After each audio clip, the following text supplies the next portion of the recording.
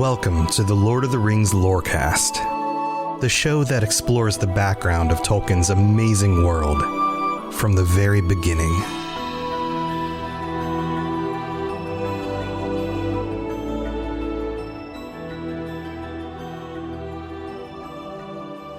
So in the last week, I noticed some comments on the Patreon episodes, some of the recent episodes, asking questions about the age of Erendis and how she's able to wait so long.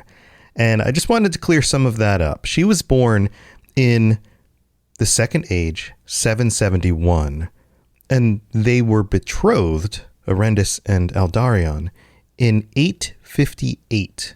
So that means she was already 87 years old when they were betrothed.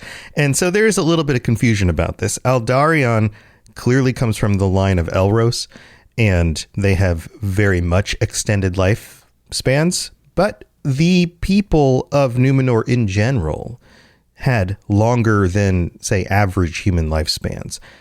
Erendis lives to the age 214, and she is not considered of the same stock as Aldarion is. So there's clearly some extra room here, being 87 years old and yet still not really middle-aged.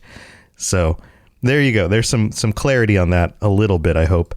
But this week, we are digging even deeper into the story and into some of the things that happen after Aldarion leaves again. Remember, last week we left off, and he was pleading with Erendis for 2 years. He says, 2 years. 2 years is all I ask. And Erendis answers, say rather, 2 years I will take, whether you will or no. Take 2 years then, but no more. A king's son of the blood of Erendil should also be a man of his word.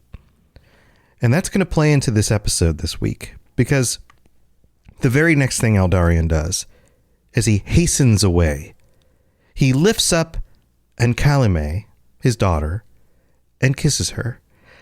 And although she clings to him, he puts her down quickly, and he rides off. He heads to the great ship and sets sail. And he renames it. Remember this great ship that he makes? He renames it Hirulande. The Haven Finder is what that means.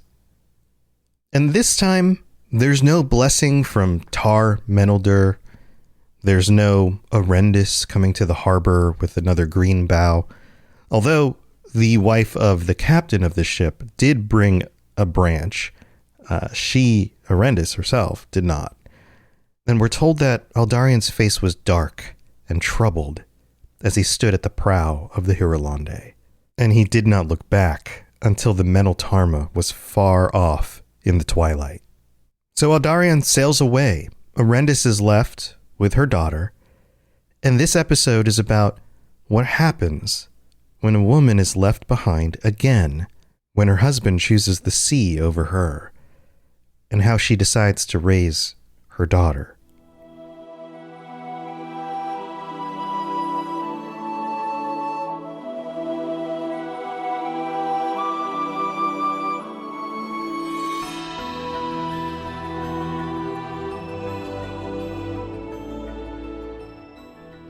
All that day, Erendis sat in her chamber alone, grieving.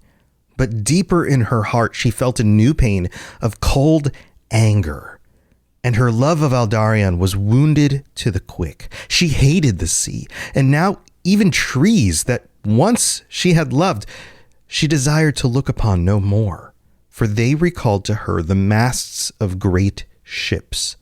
Therefore, ere long, she left Armenelos and went to Amirie. And we're told that this is a place where pretty much everywhere you go, you can hear the bleating of sheep on the wind. And she's quoted as saying, "This is sweeter to my ears than the mewing of gulls." And of course, she brings her daughter Ancalimë with her. And we learn some things about the way she's managing this household and the way she's raising her daughter. And it's very, very reactive to the situation she's just going through. Thither she took Ancalimë, and they were all the company that either had. For Erendis would have only servants in her household, and they were all women. And she sought ever to mold her daughter to her own mind, and to feed her upon her own bitterness against men. That's such an interesting line, to feed her upon her own bitterness against men. And notice it's all men. This isn't just bitterness against the girl's father. This is all men. And because of this, Ancalimë seldom saw any men. We're told that Erendis kept no state, and her few arm servants and shepherds had a homestead at a distance. So although she had people working in that area, right on that property, that were men, that were typically doing the kinds of jobs men would do, arm servants, which I would suppose means guards, and then shepherds, people working the flocks of sheep. She kept them at a distance. They didn't come up to the house, the main estate house. And other men did not come there either, except for maybe a rare messenger from the king, who often would ride away soon, because there seemed to be a chill on the house that put them in flight. And while they were there, they felt constrained to speak in a whisper. Not only was there this odd, unwelcoming feeling to any of the men who would come up, but there was this strange quietness that made it feel unnatural. And this stemmed all directly from Erendis, from the feelings, the pent-up anger of the lady of the house. We're told this little story about the birds. Remember the birds that the elves gave her as a gift? It says here, one morning soon after Erendis came to Emirie, she awoke to the song of birds, and there on the sill of her window were the elven birds that long had dwelt in her gardens in Armenelos, but which she had left behind, forgotten. Sweet fools, fly away, she said. This is no place for such joy as yours. Then their song ceased, and they flew up over the trees. Thrice they wheeled above the roofs, and then they went away westward. That evening they settled upon the sill of the chamber of the house of her father, where she had lain with Aldarion, on their way from the feast in Andunai, and there Nunith and Beregar found them on the morning of the next day. Remember, Nunith and Beregar are Erendis' parents. But when Nunith held out her hands to them, they flew steeply up and fled away. And she watched them until they were specks in the sunlight, speeding to the sea, back to the land whence they came. He has gone again then, and left her, said Nunith. Then why has she not sent news, said Beregar, or why has she not come home? She has sent news enough, said Nunith, for she has dismissed the elven birds, and that was ill done. It bodes no good. Why, my daughter? Surely you knew what you must face. But let her alone, Beregar, wherever she may be. This is her home no longer, and she will not be healed here. He will come back, and then may the Valar send her wisdom, or guile, at the least. Nunith is such an interesting character because she can always tell more about what's going on by reading the events around her, by reading the situation. She knew those birds came there for a reason. She understood what was going on and where they headed off to. And she understood that that only would have happened because Erendis dismissed them. Remember, the elves talked about how they spoke to the birds, and seemingly the birds could understand what they were being told. Well, they clearly still can. And now they fly back to their home across the sea. 2 years goes by. Remember, Aldarion said 2 years. And the king, expecting that he returns home soon, because it's been 2 years, wishes Erendis to order the house in Armenelos to be arrayed and made ready. But she doesn't have any preparation for his return. And this comes to a head in her response to the king. She responds, I will come if you command me, Atar, Aranya. Remember, that's a familial phrase that they use in kindness and love. So she still has respect for his father, just not him. But have a duty now to hasten, ? Will it not be time enough when his sail is seen in the east? And to herself she said, will the king have me wait upon the quays like a sailor's lass? Would that I were, but I am no longer. I have played that part to the full. She responds with respect. She's like, if you command me to do it, I will do it. But I'm not planning on just waiting around for him like I have in the past. That's not going to happen. And as she probably predicted, the year passes and no sail is seen. So she doesn't return to set up the house because there's no sign of his return. And it becomes autumn. And Erendis is still stewing in these emotions. We learn that she grows hard and silent. She orders the house in Armenelos to be shut. And she stops even traveling from her own home outside of maybe just a few hours' journey here or there when she needed to. And during this time, she clings even more strongly to her daughter. It says here, such love as she had was all given to her daughter, and she clung to her and would not have Ancalimë leave her side, not even to visit Nunith and her kin in the Westlands. No, you can't go visit your family or your grandmother or your grandfather. You have to stay here. All Ancalimə's teaching was from her mother, and she learned well to write and to read and to speak the elven tongue with Erendis after the manner in which high men of Numenor used it. And this is an interesting point. We come to learn that the elven tongue is still spoken during this time, during the 800s of the Second Age in Numenor. And it says here, we also learn, for in the Westlands it was a daily speech in such houses as Beregar's, and Erendis seldom used the Numenorian tongue, which Aldarion loved the better. Another division, this idea that Erendis and her household were more sided with the elves and the elven speech, whereas Aldarion preferred the Numenorian tongue, the tongue of men. And that's a distinct difference, the sea or the land, the elven speech or the Numenorian. And it's explained here as well what Ancalimë was doing. She was learning. She was spending a lot of time learning, looking through old scrolls and books, and she learned about people at great distances and what the Numenorians knew, not only of the people of their own island, but other places. And she could have learned more from the other women who worked on the property, but they were very careful because they feared their mistress. They feared what Erendis would think if they taught the girl something that she didn't want her to know.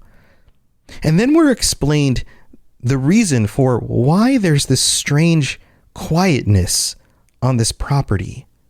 We're told that this property itself was hushed and without music, as if one had died not long since, which is kind of what Erendis is doing here. It's almost as if she's in mourning. And there's a detail here that's revealed. Turns out that in Numenor during those days, it was the men who played instruments and the women who were known for their singing. And without men on the property, instruments weren't being played. And Ancalimë wasn't hearing music. The only thing that she could actually hear that was musical at all was the singing of the women at work, outdoors. But no instruments at all. And over those years, she would enjoy playing out in the fields. She would get outside of the house as often as she could to run on the wide downs, free. And sometimes she'd go with the shepherdesses, tending the sheep under the sky. And she loved to play outdoors. And then a strange occurrence happened. She met for the first time a young boy, someone who was just a little bit older than her when she was out on the fields. And we'll get to those details after we thank our patrons. Don't go anywhere.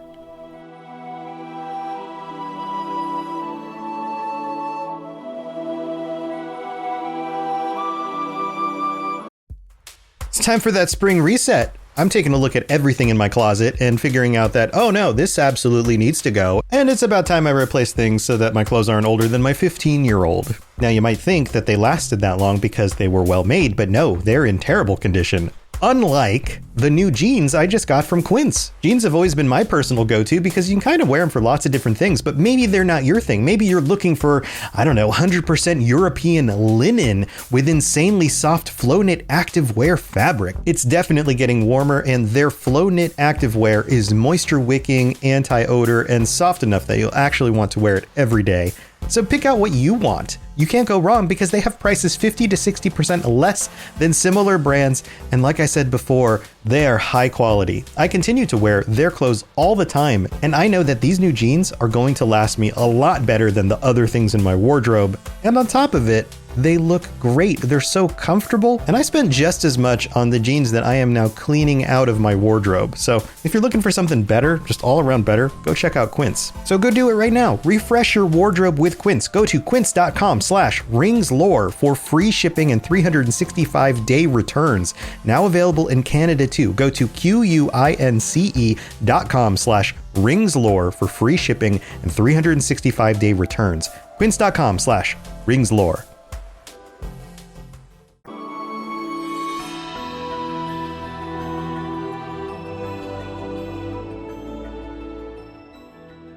All right, welcome to the middle of the show. Thank you to all of our patrons and everybody who has supported this project, keeps it going.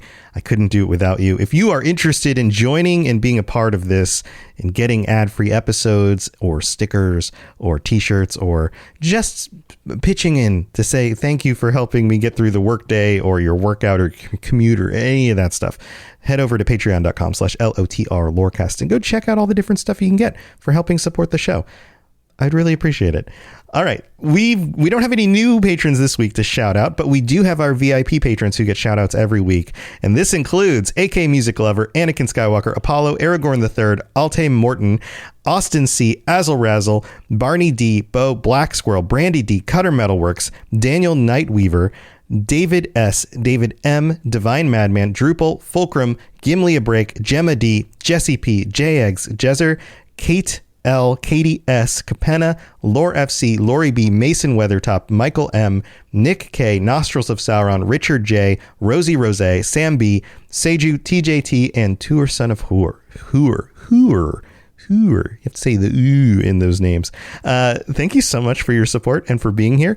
I'm so glad that you are. And other ways that you can help support the show. Oh, and I didn't even mention the bonus episodes. There's bonus episodes in every episode, so most of you know that.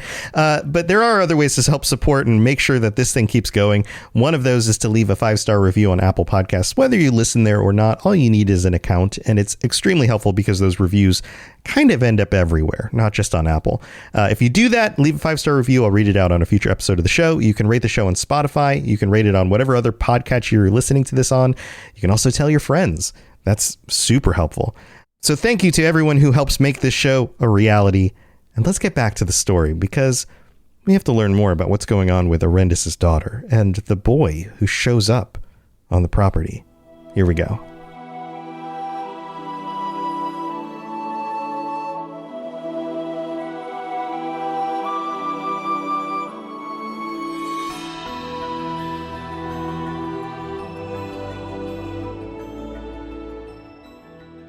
One day in the summer of that year, a young boy, but older than herself, came to the house on an errand from one of the distant farms, and Ancalimë came upon him munching bread and drinking milk in the farm courtyard at the rear of the house. He looked at her without deference and went on drinking. Then he sat down his mug. "Stare if you must, Great Eyes," he said. "You're a pretty girl, but too thin. Will you eat?" He took a loaf out of his bag. What a nice way to introduce yourself to somebody new. "Be off, Ebal," which was his name. His name was Ebal, cried an old woman coming from the dairy door. "And use your long legs or you'll forget the message I gave you for your mother before you get home." "No need for a watchdog where you are, Mother Zaman," cried the boy. And with a bark and a shout, he leapt over the gate and went off on a run down the hill. And I love this. We get this description of this Zaman, who was this old country woman. She was free-tongued and not easily daunted, even by the white lady. She's one of those people who's going to speak her mind no matter what. "What noisy thing was that?" said Ancalimë. A boy, said Zaman, if you know what that is. But how should you? They're breakers and eaters mostly. I love the bitter old lady perspective of a boy here, or men in general. That one is ever eating, but not to no purpose. A fine lad his father will find when he comes back, but if that is not soon, he'll scarce know him. I might say that of others. Notice the parallels there. Has the boy then a father too? Asked Ancalimë. Oh, to be sure, said Zaman. Ulbar, one of the shepherds of the great lord away south, the sheep lord we call him, a kinsman of the king. Then why is that boy's father not at home? Why, Herenke? Said Zaman. Because he heard of those venturers and took up with them and went away with your father, the lord Aldarion. But the Valar know whither or why. And this meeting, this chance meeting with a boy out in the fields, sparked some thoughts in Ancalime's mind. She started to have questions. She started to realize that there were things that she did not know very much about. And so she wanted to know more. So in the evening, she returns home to her mother, and she asks, is my father also called the Lord Aldarion? Which is an interesting question and reveals so much about what she doesn't know about her father. He was, said Erendis. Notice the was, past tense there. But why do you ask? Her voice was quiet and cool, but she wondered and was troubled, for no word concerning Aldarion had passed between them before. She hasn't even spoken to her about who her father is. Ancalimë did not answer the question. When will he come back? She said. Do not ask me, said Erendis. I do not know. Never, perhaps, but do not trouble yourself, for you have a mother, and she will not run away while you love her. This, to me, borders on toxic. And I understand Erendis. I understand her emotions here. I understand the bitterness or even the grief that she might be feeling. I totally get it. I totally get it. This sounds like the kind of thing that sometimes parents say to their children during a divorce that makes the child feel worse about the other parent. And sometimes that stuff is true, but it's damaging to the child nonetheless. Partly because it puts the other parent in a dark light. And it makes the child feel like they need to pick sides, like they need to turn against that parent or side with the one who's angry with the other one. But it also affects the identity of the individual, of the child, because children see themselves as being a combination of their parents. They see in themselves the qualities of their parents. They try to live, especially first children and at young ages, to be a reflection of the expectations of their parents. And when they learn that one of their parents sees the other parent as being bad, or maybe even evil, or at least just disappointing, they start to internalize that. They start to see that as part of who they are, and they wonder if maybe they don't have control over that. Maybe they come from a bad source. It deeply affects children to see this kind of response in their parents, and yet it happens all the time. And this is the first time that we see something like this in one of Tolkien's stories.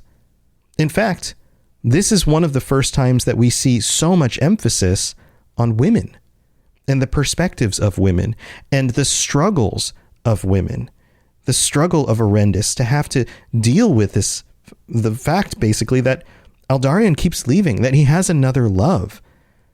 And this story rings real. There's something very real about this, even though in this moment, you can see that Erendis is a little bit misled. She's trying to do what she believes to be is right for her daughter, but it's coming from a place of bitterness and anger. It's not coming from a place of love. And so it confines her daughter in a way where her daughter is not learning about the world out there and is not getting a representation of exactly who her father is at all. other than when he happens to come up in these kinds of conversations. She's not getting a well-rounded view of him. She's just seeing him through the bitter eyes of her mother. So as dark and, I don't know, having been somebody who's been through a divorce, this has a certain feeling to it that really, really gets to me on the inside. I still have to praise Tolkien on his ability to write and portray real people, the way people actually act. And to be clear here, Aldarion is not blameless either. If she's bitter that he left, then he's responsible for leaving, right? Like, this is a two-edged sword. Both of them have not been perfect individuals. So let's be clear about that. The story goes on, and we learn that Ancalimë did not speak of her father again. The days passed, bringing in another year, and then another. In that spring, Ancalimë was 9 years old. Lambs were born and grew. Shearing came and passed. A hot summer burned the grass. Autumn turned to rain. And then, one day, out of the east, upon a cloudy wind, Hirolande came back over the gray seas, bearing Aldarion to Romena.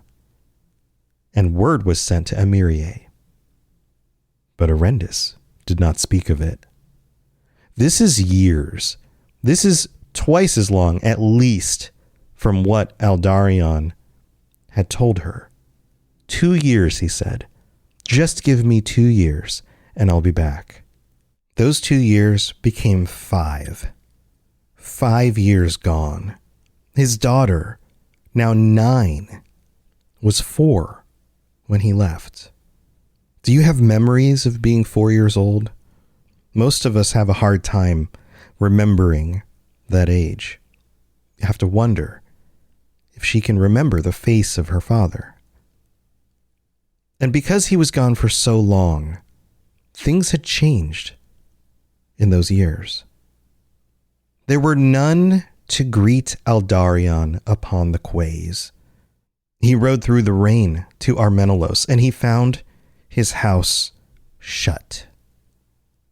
Erendis did not return to prepare the house when the sails showed up in the distance, is basically what's going on here. He was dismayed, but he would ask news of no man. First, he would seek the king, for he thought he had much to say to him. And we'll find out next time what news Aldarion brings, and maybe more about why he was gone for longer than he expected. Thanks for listening to the Lord of the Rings Lorecast. If you'd like to learn more about other fantasy worlds, check out my other podcasts, The Elder Scrolls Lorecast, The Witcher Lorecast, and more at robotsradio.net. If you'd like to reach out, I'd love to hear from you.